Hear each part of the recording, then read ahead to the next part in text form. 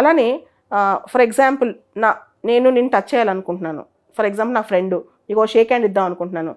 ఒక సెన్సార్స్ నా దగ్గర ఏర్పాటు చేసి నేను మెటావర్స్లోకి ఎంటర్ అయ్యి ఒక మెటా వెబ్సైట్లోకి ఎంటర్ అయ్యి నీకు షేక్ హ్యాండ్ ఇవ్వచ్చు లిటరల్గా, అని నీ అవతారికి నేను షేక్ హ్యాండ్ ఇవ్వచ్చు. ఆ సెన్సరీ ఫీలింగ్ నీకు కలుగుద్ది. ఎందుకంటే నేను సెన్సార్స్ పెట్టుకుంటాను, నీవు కూడా సెన్సార్స్ పెట్టుకున్నావు అనుకో, నువ్వు నాకు షేక్ హ్యాండ్ ఇచ్చినా, నువ్వు నన్ను తట్టినా, నేను నిన్ను తట్టాను వచ్చింది రావచ్చు అనమాట.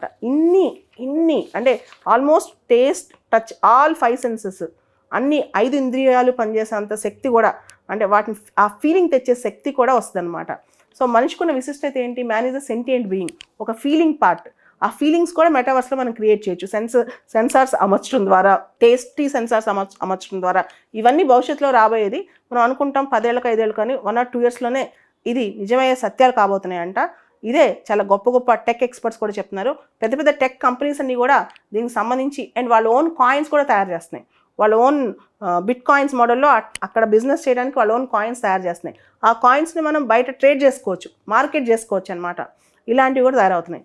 అయితే దీనిలో ప్రైవసీ ఇష్యూసు, అబ్సీనిటీ ఇష్యూసు, తర్వాత వర్చువల్ ఎస్కేపిజం ఇష్యూసు, ఇవన్నీ చాలా ఉంటాయి.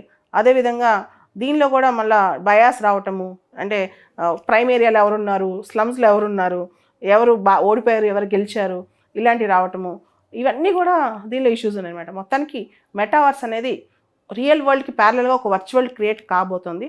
చాలా కంపెనీస్